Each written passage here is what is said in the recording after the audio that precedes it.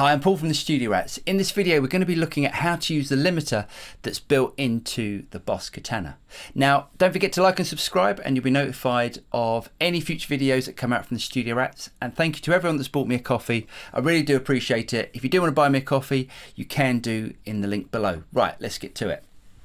So what is a limiter? Well, you can think of a limiter as a hard compressor. Limiters normally use higher ratios than a compressor, but you can think of most guitar pedals that say they're compressors are actually limiters. They compress the signal quite hard. If you think of any sort of Dave Gilmour sort of sound, Dave Gilmour tends to use a compressor for his leads and his rhythm sounds, and to me it sounds more like a limiter than a compressor.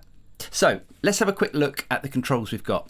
Now I've put this in my mod slot, and as you can see the mod type says a limiter. Now we get three different types of limiters inside the Boss Katana. We've got the Boss limiter, which is their own type of limiter. We've got a Rack 160D, which is a DBX 160, which to me sounds the best. And we've got the VTG Rack U. Now that's a vintage rack and it's emulating an 1178, which is basically a stereo 1176 type compressor. So what I'm going to do on this is just to keep it on the Rack 160D, which is the DBX type limiter.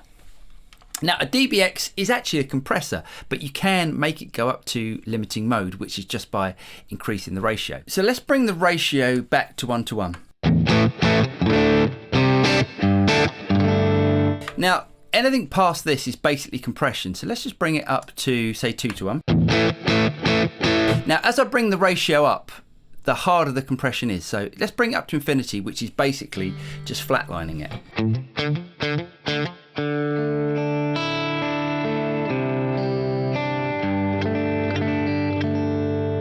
Now the threshold controls at what point the compressor reacts to your guitar signal. So if I bring my threshold up to 100, it's basically not compressing at all because the signal is not reaching the threshold of the compressor or the limiter. So let's bring it all the way back to 0. Now as soon as I hit the guitar, it's instantly going to limit.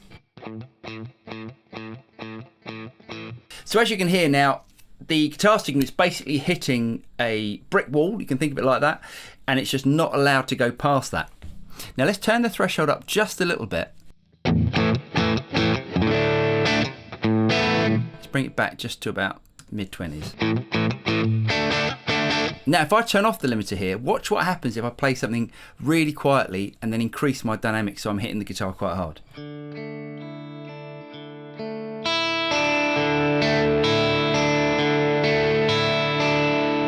Now let's bring in the limiter and see what happens if I do exactly the same thing. So I'm going to play quietly first of all.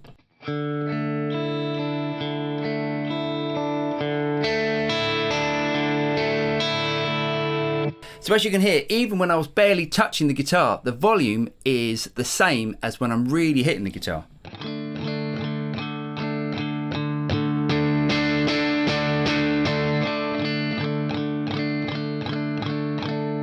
So we don't get the dynamics that we would normally get as if the limiter was off. Now let's have a quick look at the attack and the release. So the attack is basically how fast the limiter grabs the signal, and the release is how quickly it lets it go.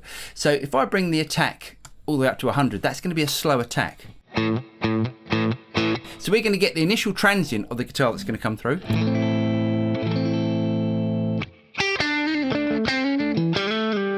And now if I bring the attack back, that's going to be faster on attacking the initial transients.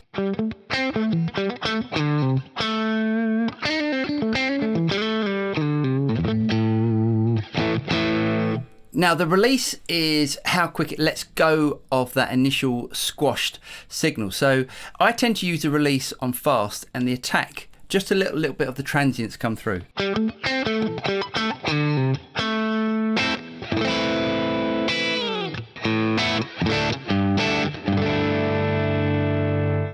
Now you can think of the level as the overall volume. Now as we're using this in series, the signal's going into the limiter and then it's passing through the limiter then into the preamp section. So if I bring the level straight back, we're going to get no volume at all.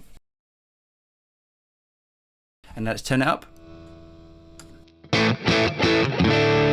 Now if you don't want to drive your preamp circuit, you want to get the same level going in as if the limiter was switched out. So let's turn the limiter off.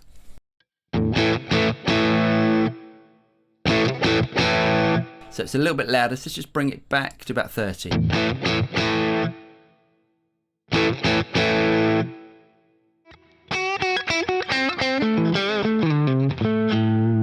So I'm Paul from the Studio Rats. I really hope you guys got something out of that. Don't forget to like and subscribe, and you'll be notified of any future videos that come out from the Studio Rats. I'm Paul, and I'll see you next time. Cheers.